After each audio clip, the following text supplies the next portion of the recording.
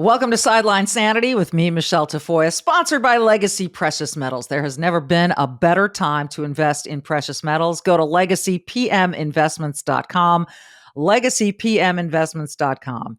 Coming up, this guy is funny. He can make depressing things funny, and we need that right now. Jim Geraghty of National Review up next.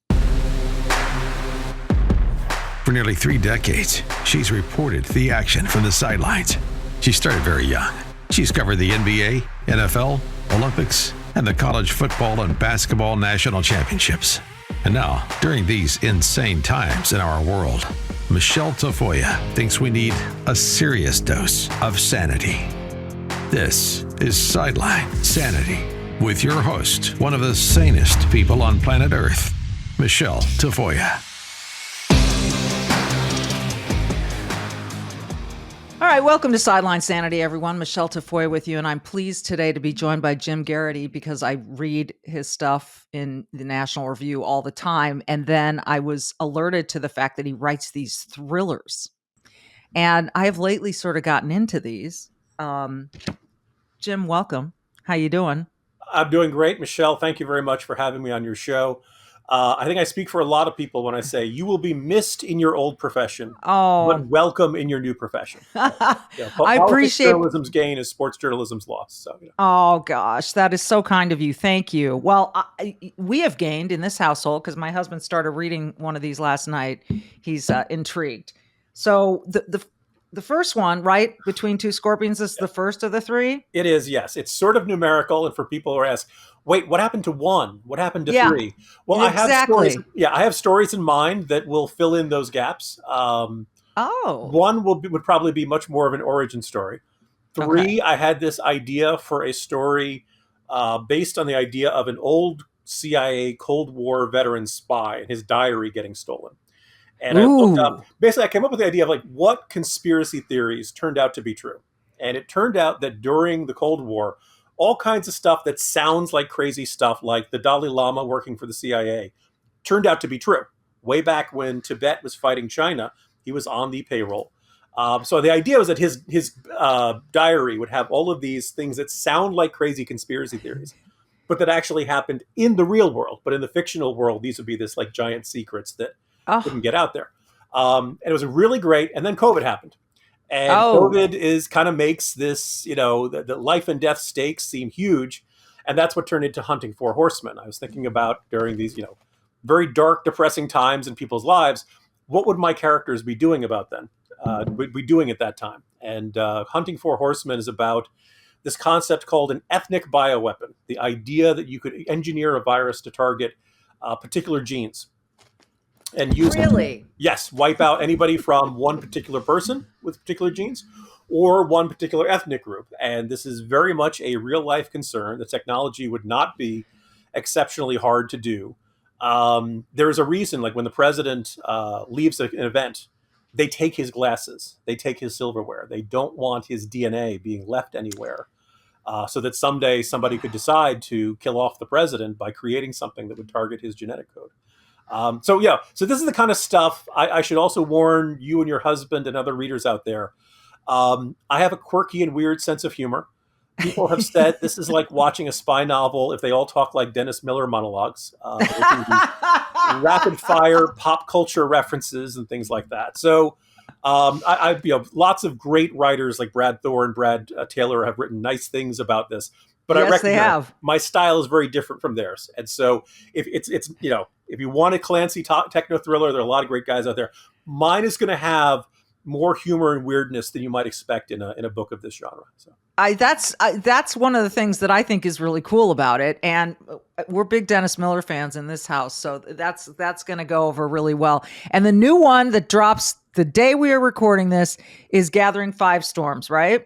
Yes, and the person who did not send one to you is being flogged as we speak. Yes, so a couple people had asked. I begin the series with these characters being. It's about a small team, kind of ridiculed and nicknamed the Dangerous Clique. They don't like working with other people. Their concern is that the rest of the CIA and NSA and FBI have moles and have people who will leak what they're doing. So they don't like to work with others. They like to just keep to themselves, and nobody really knows what they're working on. And people had asked, well, I began the series with these characters well established, and people said, well, where do they come from? What's their origin story? So Gathering of Five Storms takes the characters. A couple of them have had this major life-altering event happen. Not an unhappy one, the kind of one that makes you start thinking about the next generation without actually giving you a spoiler, let's just say. Okay. And just when things are going great, they've been through this terrible ordeal in these previous novels, things are going great. And then they get a message that someone's trying to kill them. Going back to that first mission, which occurred in the early days, right as the Iraq War was about to begin in 2003. So they have this wonderful experience. Spoiler, their parents, Alec and Katrina, are about to have twins. Kind of had a feeling when you said thinking about the next generation. Things couldn't be any better. Right. And then a truck bomb pulls up to CIA headquarters, doesn't go off, but sends a message. This was meant for you personally, not just for the agency as a whole. And that's the challenge they have.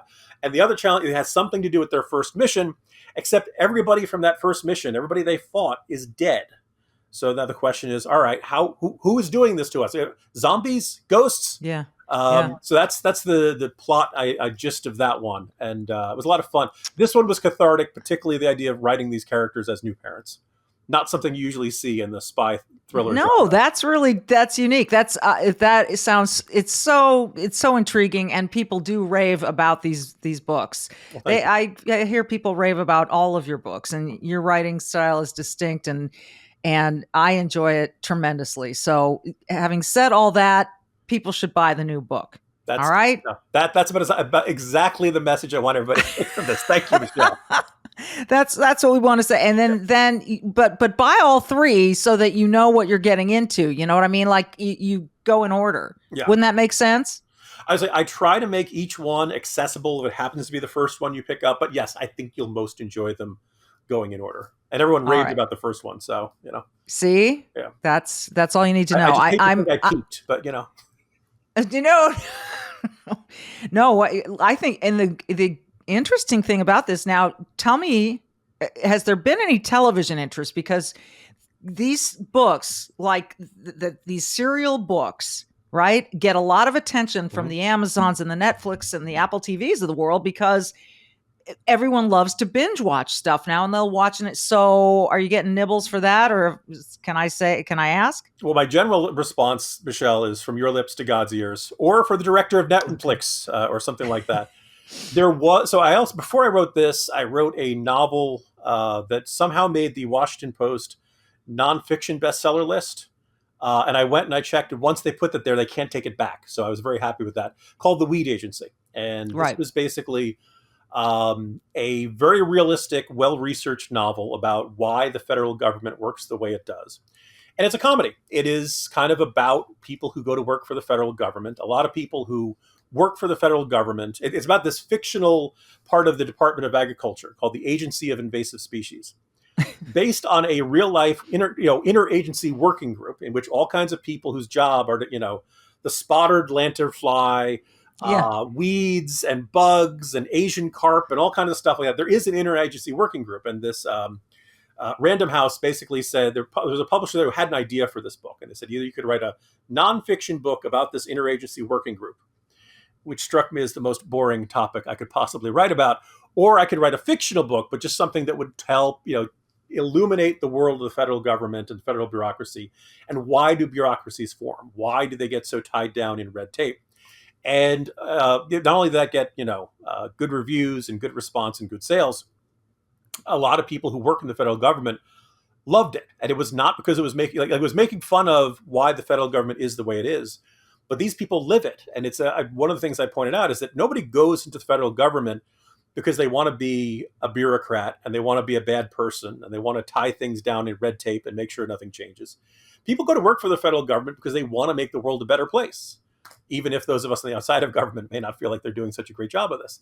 And so it kind of spoke to that idealism, and how when I'm talking to lots of people who did work for the federal government, I had this common recurring theme that 3 years is kind of the turning point. That in 3 years, either you're so frustrated that you can't stand the way your agency works, all the technology is outdated, you have to get approval from 10 people to get everything done.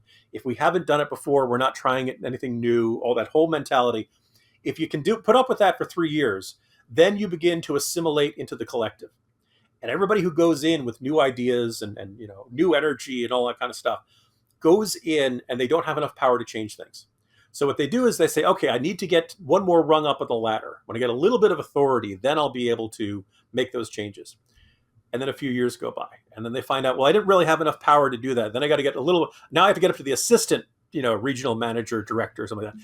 And what happens is year by year, you become the system. You become this calcified, slow moving, antiquated status quo that drives everybody crazy. And it's unfortunately this, everybody kept waiting for some happy ending. And I have to, give you a little bit of warning. It doesn't have any, and then magically the bureaucracy went away. But it's very much a story of why these efforts to reform federal government agencies very rarely work out the way they're supposed to. That's like death by 1,000 cuts, or, the way that you boil a frog, is it? Yeah. You put him in a pot of cold water, he never even notices. And the next thing he's been boiled to death. It sounds awful to me. Why don't people leave?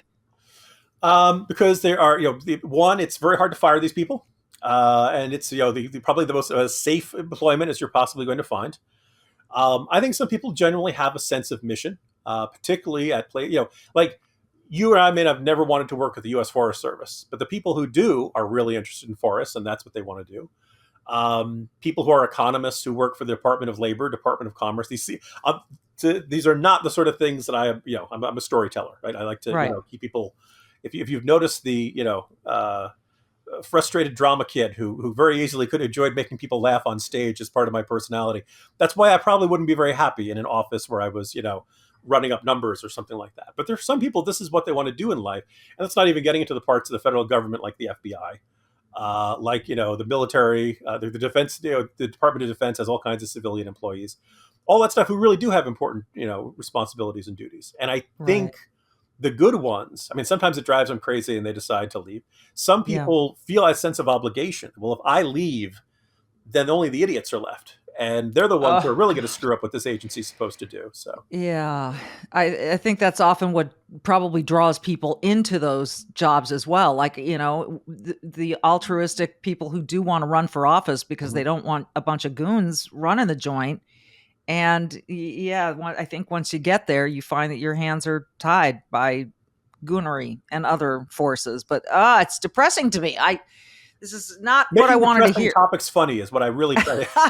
That's my wheelhouse. Yes. You know what? It saves us. It saves us. So you're doing you're doing God's work. You're making people laugh at depressing topics.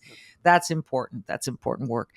We'll take a quick break, and you've written a couple pieces lately that intrigue me, and so we'll kind of dig into those. One is about Hunter Biden, and not the salacious stuff, just this general.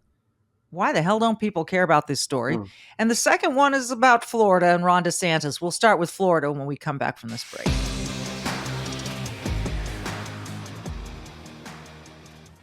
Oh my goodness. The stock market. It ain't what it used to be, even since last November.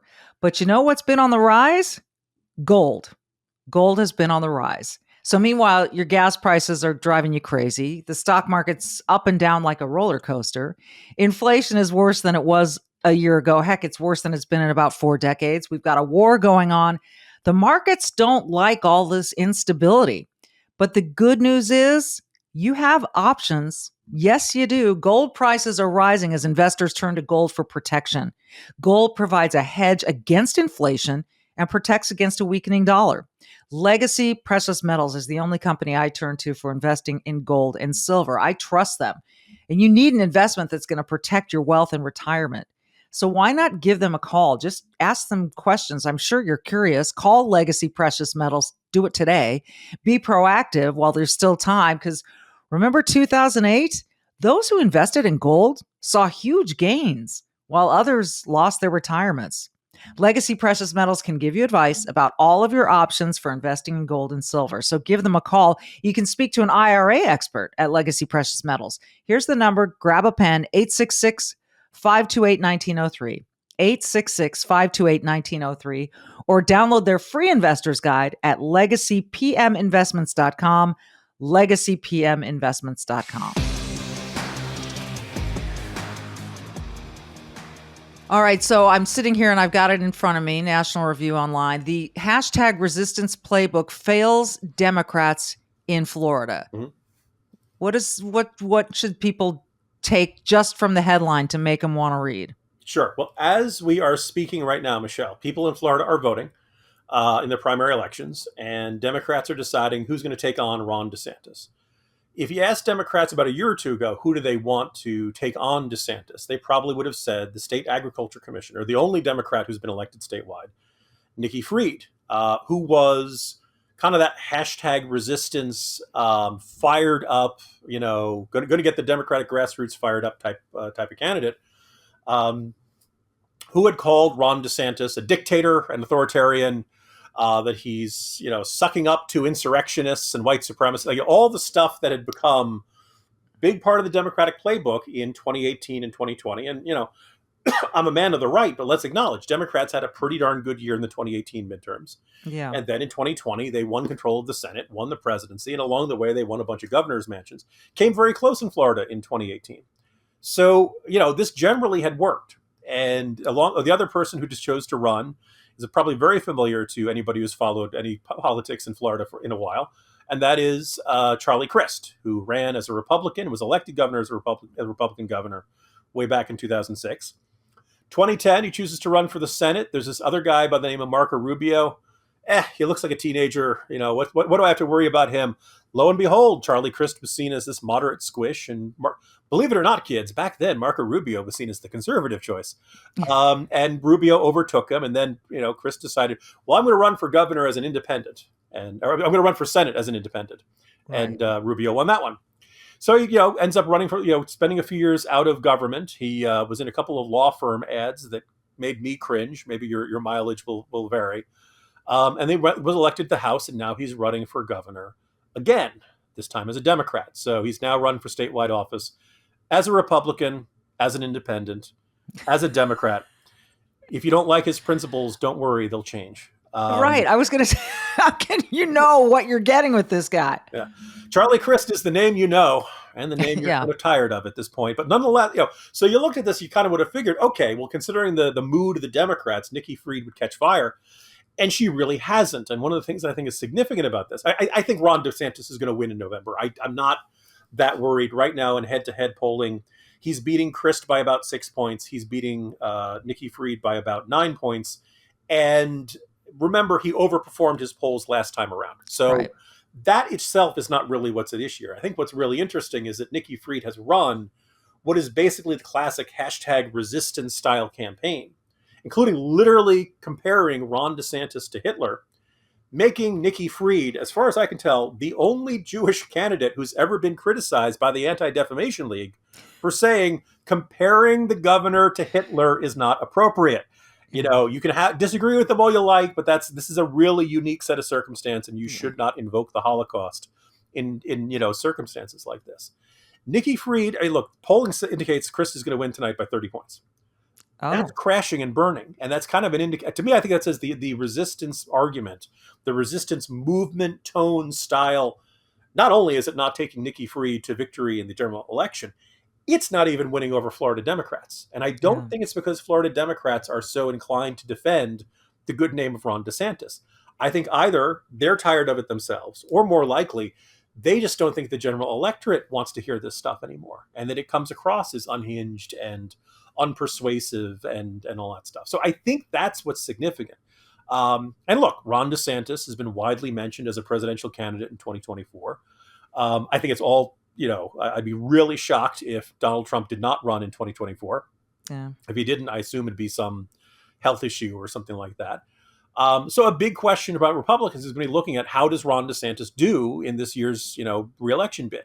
If he ends up winning by 6, 7, 8, 9 points in a state that Republicans usually win by just a bit. People forget Rick Scott won by about 1 percentage point when he was elected. Right. And then 4 years before that, DeSantis barely won in 2018, which was generally a good year for Democrats. Then it'll mean something if he wins by a big margin. I think it'll say something about how competitive he could be well outside of Florida. So I think that's that's what I'm watching tonight, and I think is a little more significant than the usual primary between two fairly big name Democrats. It's really, really interesting. And I think I want to dig a little deeper with you here on this hashtag resistance Mm. uh, mantra, losing steam.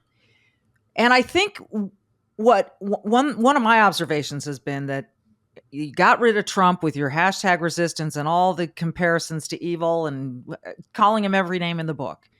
And in came Joe Biden, the moderate candidate. And we have seen, in my mind, just disaster after disaster after disaster. Like I was thinking it might go bad. It's gone far worse than I ever expected. And so now I think people are going, well, wait a minute, what the heck? So we were resisting, Mm. but we're kind of in worse shape now than we were. And these people that are still out there yelling histrionically about white supremacy and Nazism and all the rest do sound unhinged because they sound like, wait a minute, you kind of got us to make this switch, and it sucks right now, So Yeah. why would I listen to you? Yeah. Why? I was going to say, Joe Do I have Biden. any of that? Do you agree with any of that? Put it straight into my veins. That pretty much is where I'm seeing a lot of these things these days. Look, Joe Biden won the Democratic primary in 2020 because he wasn't Bernie Sanders. I nearly Right. said Barry Sanders, which I think probably is He thinking back wasn't to Barry Sanders you're either. over. He's not Barry Sanders either, right? He's not Barry Sanders either. Barry Sanders had moves. Joe Yes. Biden is going to break a hip if he moves that Yeah. way. Yeah. No, but Democrats had the option of the out and out socialist, and Joe Biden. They kept calling him a centrist, and I think what I think is more accurate to say, Joe Biden was always where the center of his party was. He was never, he was not put on earth to rebuke the progressives. He was not up put on earth to give the progressives everything they want. He was kind of wishy-washily going to go with whatever the tide in the party was pulling him in. And over the years, the Democratic Party moved significantly to the left. At least, Yeah. as I see things, I think a lot of people see things. Yeah. Biden, once in office, seemed to forget that, and I think I don't know whether it's the John Meachams and Doris Kearns Goodwins who are telling him, "Oh, you could be the next FDR, or you could be the next LBJ," but he's given Bernie Sanders a lot of what he had wanted. Now, Bernie Sanders may not be a huge, enormously thankful over it, but what they did with the Inflation Reduction Act was a good chunk of what they wanted to do with the Build Back Better and / Green New Deal. Right. All the spending they rolled out after as COVID relief and all that stuff, the infrastructure bill, all of these were smaller versions of things that Bernie Sanders had wanted. And so I think, it's a very weird situation in which Joe Biden either misreads or changed his mind about what he wants to do as president. And in the end, I don't know whether people said to him, you could be better than Barack Obama. I don't know whether there's always been this kind of rivalry or just this idea that, look, Joe Biden, for a lot of his career, outside of the state of Delaware, was kind of seen as a joke, right? The blowhard, people may have liked him. I described him as the wacky neighbor of the Obama administration. Coming in to say, this is a big effing deal, or just it was almost a shtick, right? This larger than life character. The way the Onion used to portray him, shirtless, washing his Trans Am, right? The idea that he was your crazy neighbor, Yeah. And so, but I think Joe Biden didn't necessarily like that. I think he wanted to be seen as a statesman and a man of history. And the way to do it is to make these big sweeping changes, which were not really what I think America was looking for in 2020. It wasn't that long ago. We can remember, we just wanted things to get back to normal. We wanted the pandemic to end. And if you just ended the pandemic, there was all of this pent-up economic activity, all these people who hadn't been able to go on vacations, hadn't been able to go out shopping. Once we were going to get vaccinated, the economy would take off and we'd do fine. And it was recovering. And all of a sudden, the administration decided, we're going to spend another couple $1 trillion in economic. And there's the one guy who I'm not usually a big fan of, but Larry Summers, former Treasury Secretary under Clinton, former president of Harvard. He's like this lone guy in the wilderness saying, wait, stop this. You throw all this excess money into the economy, you're going to set off an inflationary spiral. And to the last lawmaker in the Democratic Party, they're like, don't worry. This is fine. There's no way this could set off an inflationary spiral. Paul Krugman says we're fine, and he's always right about everything, Yeah. And that's where we ended up being here.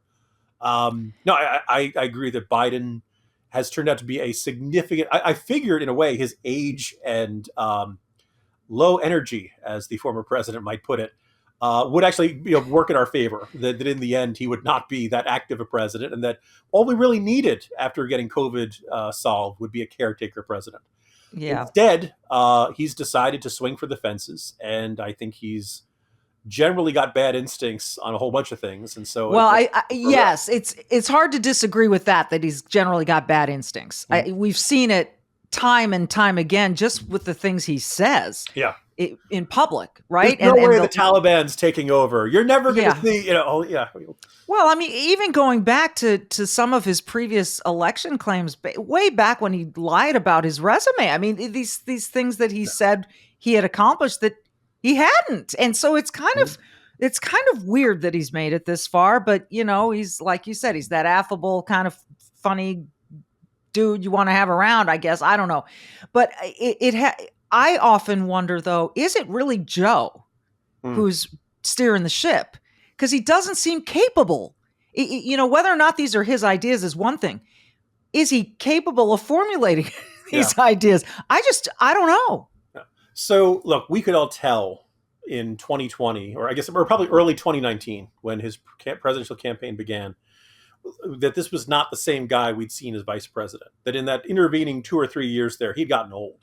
Mm-hmm. And wasn't quite, there are certain ways that if you listen to the Washington press corps, they'll describe it in certain socially acceptable ways. He's lost a little speed on his fastball. He's not as quick on his feet as he used to be. I don't know if he ever was quick on his feet, but, like these safe ways of describing it.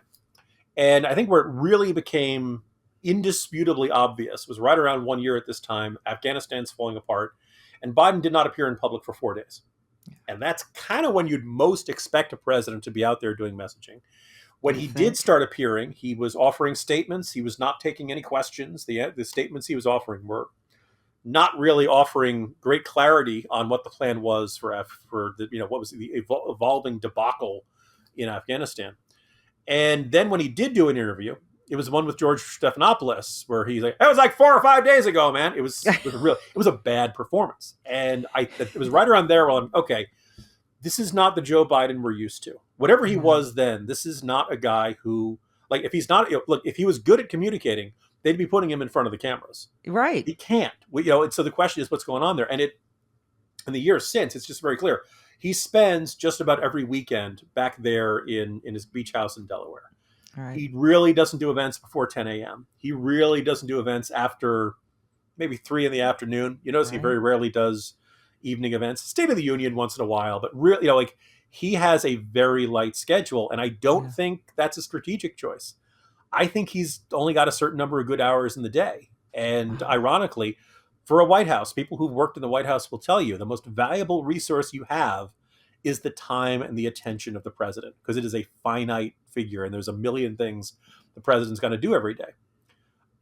My suspicion is that, is Biden losing his mind? I don't know. We've all seen times where he really seems to get tripped up on his words and stuff like that.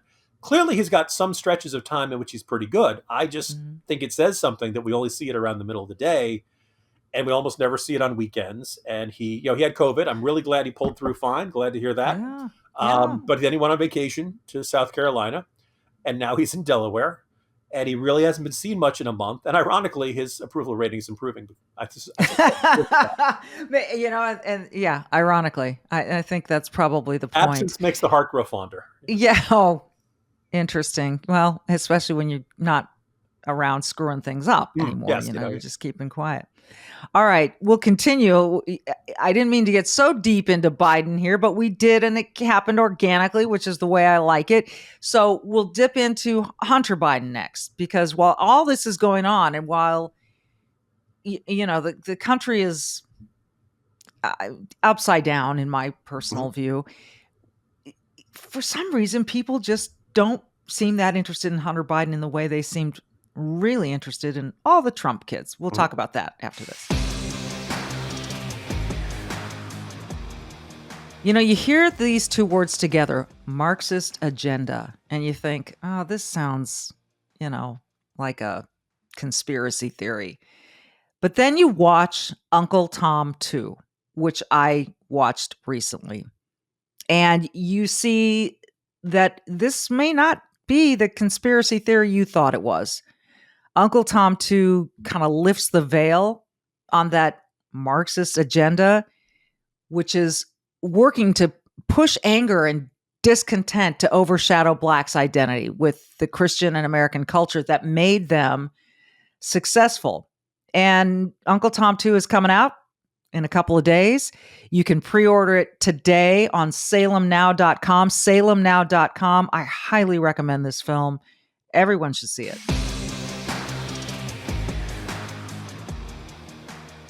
All right, Jim. Here's this headline caught my eye, not because it surprised me, but because I was thinking, well, yeah, what is behind this? The remarkable apathy about Biden family corruption. It seems to me we have a lot of evidence. It seems to me we have plenty of evidence to suggest that this president may be compromised by his son's relationships with other countries and the monetary amounts of money. That's a very poor grammatically structured sentence. I apologize. The monetary entanglements that his son has found himself in, and that we think maybe there's the big guy has profited from this as well. I care about this because I don't want the president of the United States to be compromised with other countries, by other countries. Where is the concern? Why is this not like DEFCON 5?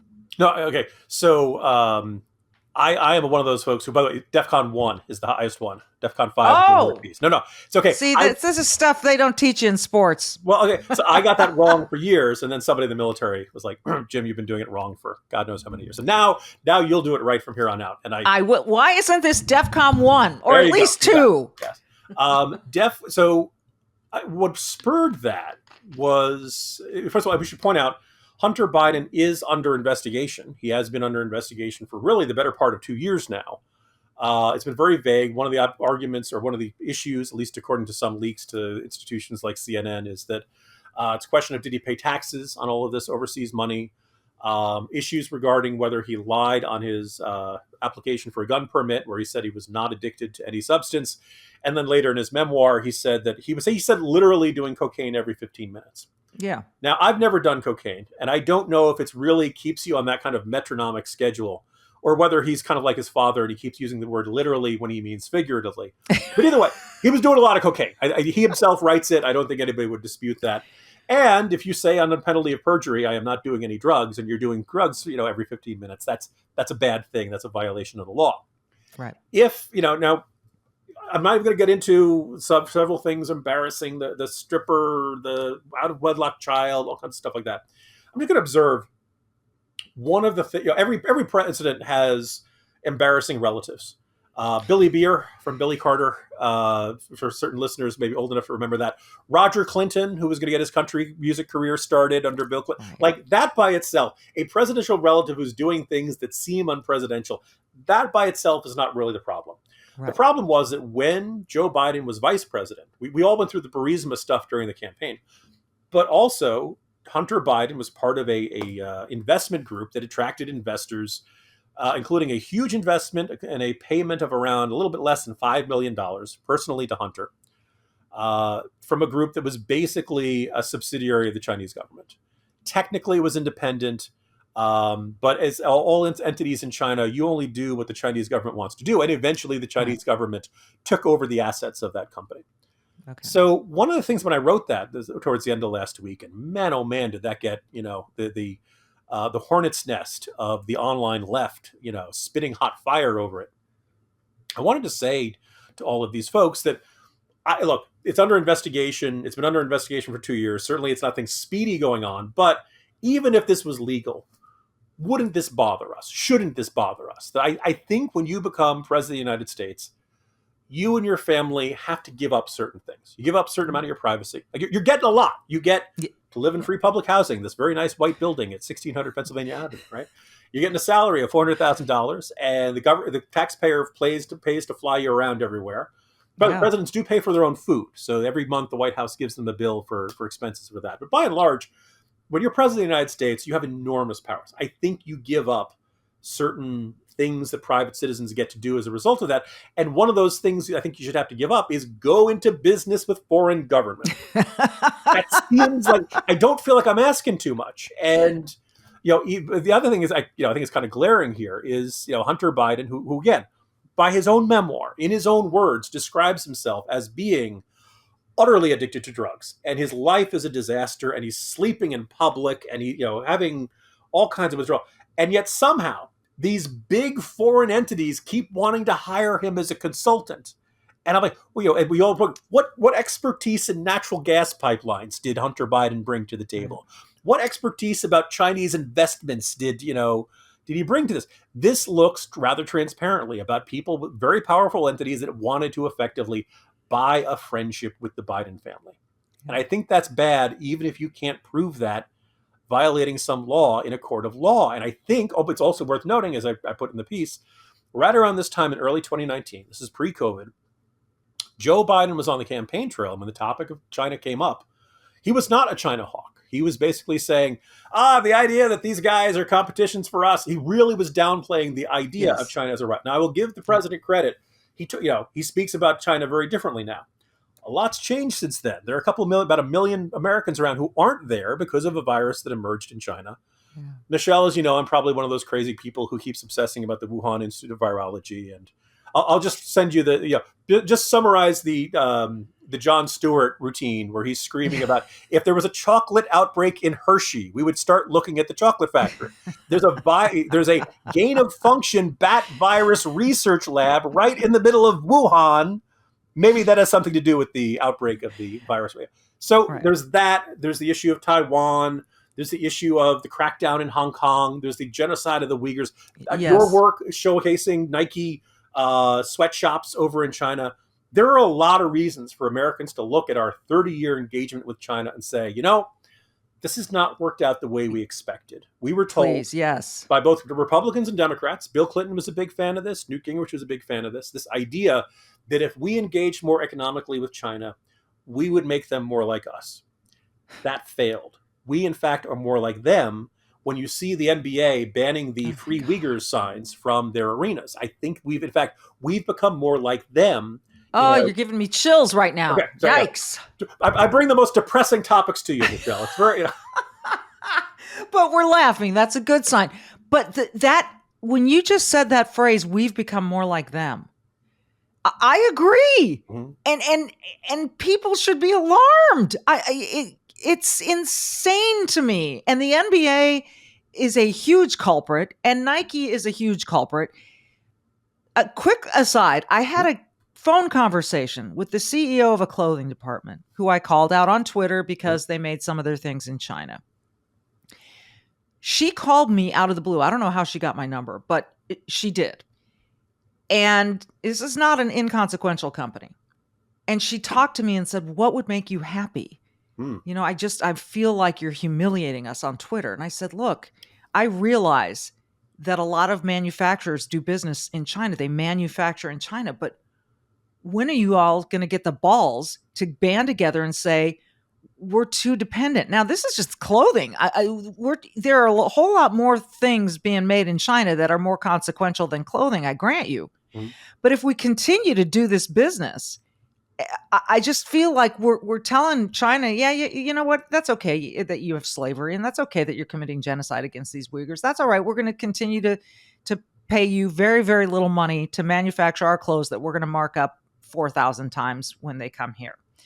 And I don't like that connection, and I don't like that these corporations are turning somewhat of a blind eye to this and continuing. Like, aren't there other places you could do this? So she and I had a really productive conversation, and she said, I don't disagree with you. We're all in this. She said, do you have an iPhone? Do you know where that was made? And it's sort of like, yes, I get it. But can't we all agree that this is not a good relationship? And it's making us worse. But to hear you say we're becoming more like them, it just, wow, I got goosebumps of fear. Yeah, I remember there was this great, I think the reaction to the Houston Rockets GM Yeah. who had made the statement saying "Free Hong Kong," like that, and that was what Right. set off China's very punitive reaction against the NBA. And you saw, by and large, almost the entire NBA bend over backwards to say, "Oh, we're sorry, China. We didn't mean to, Yeah. do this."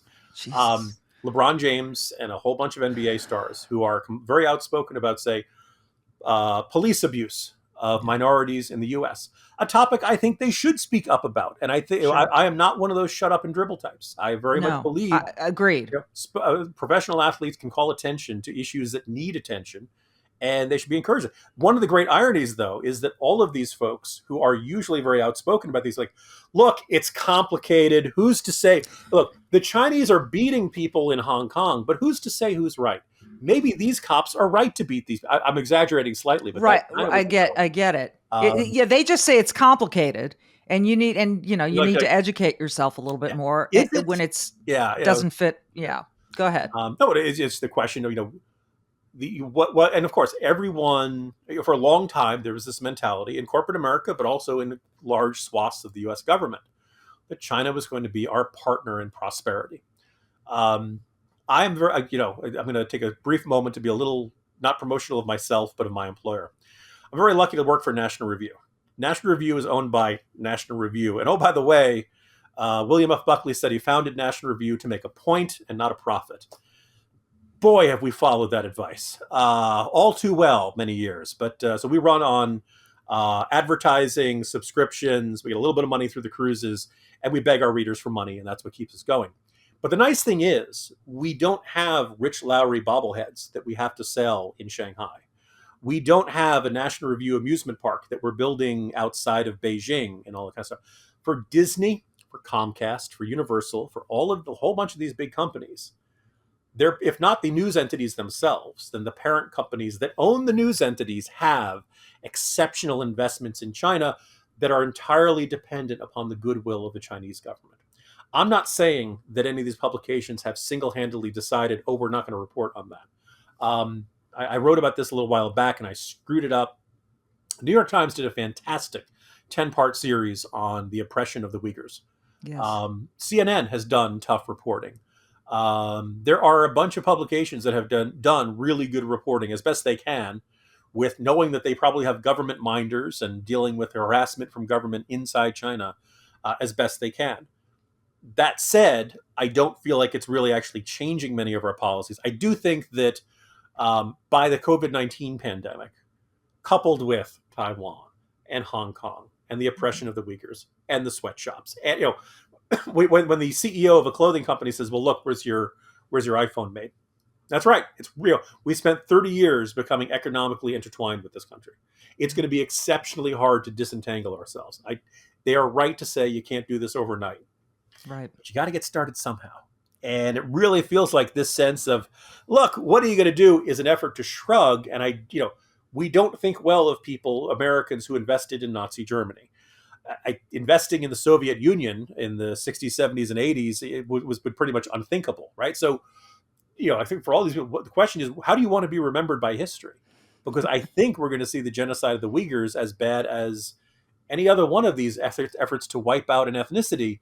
And when you meet St. Peter at the pearly gates, or however other kind of karmic moment of judgment you face, what do you want your record to be? One of the nice things about working where I is, we don't have any corporate parent companies saying, take it easy on China. We need to work out a deal for National Review World. Although I've always liked the idea of creating a giant amusement park based on a conservative political magazine. That would be interesting. I'm trying to the picture stock market the rides. goes up and the stock market goes down. Yeah. That's very funny. You're a lot funnier than I expected. You're funny, but you're a lot funnier than I expected. This has been an absolute pleasure, and you and I see eye to eye on this China thing. And I know it's not going to change overnight, but I'm going to keep tweeting my stupid tweets about it. No, I'm just going to keep doing stupid. it. They look. One, they spurred somebody to call out to call you and to realize this couldn't be ignored. Right. Because as I said, at the risk of sounding like I'm sucking up to the host, you did a great job on NBC for many, many years, and in the world of sports, and nobody, as far as I could tell, nobody knew your politics. Which, by the way, like for the the argument of saying not being shut up and dribble, if somebody just does their job really well, I really like that. If Yeah. and so, but you've come out with your views, and you're very clear on that, and I think the fact that you're not seen as some right-wing maniac like me probably makes people sit up and take notice, and probably makes, well, wait a minute, if Michele Tafoya says this is a big deal, this probably is a big deal. And oh, by the way, considering Nike, considering the NBA, considering how many sports entities are deeply intertwined with the state of China and want to stay in China's good graces, like, if you're calling it out, that probably means something very significant. So please keep doing it. I wish there were 100 more like you. Well, that's what I hope to get. I just, we need more people to get the courage to do that kind of thing, and obeying and behaving for another country is really unbecoming of this nation and those of us in it. And so it's got to end, however long it takes. And China's looking, they're playing a long game here. Mm-hmm. And we can't just play the short game and say, oh, but we're making such great profits. No, there's a long game we should be playing as well. And it cannot involve supporting the CCP and what they're doing to those Uyghurs and others. It has been an absolute pleasure talking to you, and I hope we can do it again, because you're just a delight to talk to. I want to remind people that your book comes out today, but these two you can start with, Between Two Scorpions, Hunting Four Horsemen, and repeat the title of the one because it's not right in front of me. Sure. Gathering Five Storms, which Gathering Five Storms. Yeah, publishing today and getting to Michele someday. It better get here, because if I'm starting, I want to finish. So, Gathering Five Storms, and it's this really entertaining reads. My husband dove right in, and I like books with short chapters, and you've got some really short chapters in here, and I think that's really keeps it a page turner. I was going to say, actually, I think it was James Patterson who became the master of that. And what it is that if you need to put it down, for some reason, people don't feel bad about putting it down in the middle of a chapter. Yes. You have your bookmark, or you don't. If you have a nice short chapter, you're like, okay, natural point, I can put it down. Yeah. And then you don't feel like you haven't failed in some way by not making it to the end of the chapter. That's very good psychology. I like that. Thanks for being here. It's been a pleasure. This has been Sideline Sanity. I'm Michele Tafoya. Be brave, do good, and check out Gathering Five Storms and the rest of the series by Jim Garrity. I recommend it.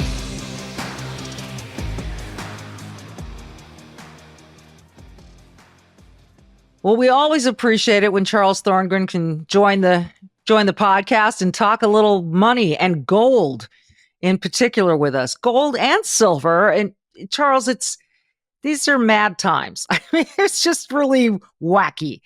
And anyone who's watching the stock market is probably asking themselves, what do I do? I don't know, I don't know how to ride this roller coaster with everyone. And so obviously you recommend investing in precious metals.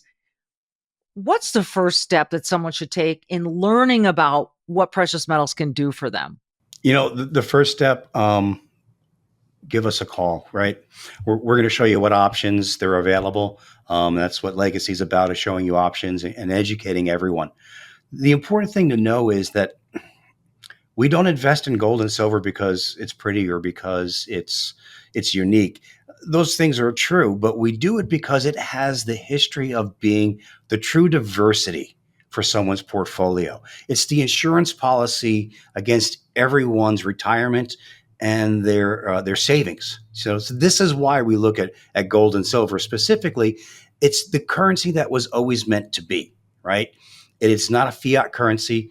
There's no inflationary effect on it. Gold and silver are going to be worth what they're worth. The thing that changes with everything is the amount of dollars it takes to buy that gold and silver, and the amount of dollars you get for owning that gold and silver. That's the big key. And this is what people don't understand about it typically, is that it is not the stock market and it is not the dollar. It's an investment that is counter to both of those. So it gives you true diversity and balance, is what everyone's looking for right now. They just don't know it. As inflation gets higher, this is where gold and silver come in. Someone is saying, okay, I want to do this, but I want to choose one or the other. When they Right. call you and ask you these questions, when would you recommend gold and when would you recommend silver? That's a great question. And what a lot of people wind up doing is actually doing a little of both, because that's possible, right? But it's going to depend on your specific investment parameters. And that's one of the things we're going to do, that we're different from your typical stockbroker, because we're not going to say this is what all my customers are doing, because that's not what's important. What's important is what matters to you and your portfolio. When is your retirement coming up? What are you looking to accomplish, right? What are your risks? What are your safety features that you need? So there's a lot that goes into it. And what we do here is talk with you, right?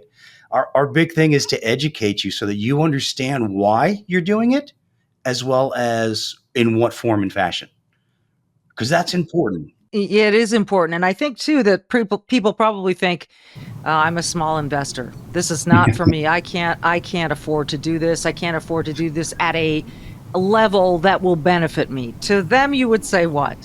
I don't think you can afford not to. If you have money saved and you're not flush with cash, it's more important than ever for you to make sure that you put yourself in a protective situation, right? You have less to lose, so you should not lose it. It's really, it's not about how much money you have or don't have. It's about how much protection you need. And if you don't have a very large portfolio, then you probably need it more than the guy who does, because you can't afford that loss. And look at what the market's done over the course of the year. We are talking about a situation where the loss is extravagant and it's not done yet.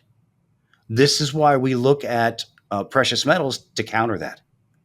And lastly, Charles, for those who fear that a recession may already be here or is coming, what do you tell them about how in a recession this investment helps out?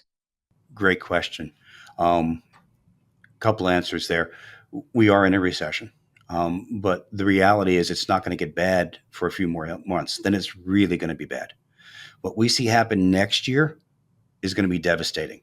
Just think 2007, 2008, right? The troubles with 2008 happened in 2007. It just took time for it to hit the market in a real sense. And this is what we see. We have inflationary numbers that rival the 80s. That's something that's going to be dramatic. So when we look at this, we say, why do we want to do it? And that's exactly why. It helps because it's not the dollar and it's not the stock market, right? This is the safe haven investment. And if you look at long-term wisdom, that's what metals do. They give you a place to store your wealth without the effects of inflation, right? Inflation is good for your metals. The stock market correcting is good for your metals. A weak economy is better for your metals. So that's what it's meant to do. And that's why it has its place in the economy. We're talking about a worst case scenario right now, but even under the best of terms, the government tells you 2 to 3% inflation is a good thing. And at 2 or 3%, it doesn't sound bad, right? But over the course of your retirement and your lifetime investing, if you go 40 years, you've lost over 120% of value of your dollar by not having metals. So even in the best of times, there should be some in your portfolio. And during the worst, you really want to make sure you get a hold of somebody who can explain why and show you what options you have. Yeah, that's why we love to recommend legacy precious metals on our show, Sideline Sanity. So the website is legacypminvestments.com, legacypminvestments.com. You can also go to the website and find the phone number to call, learn a whole lot more. It's just worth asking some questions, right? A quick phone call and getting more information about everyone's specific situation. Absolutely. We're a no pressure organization.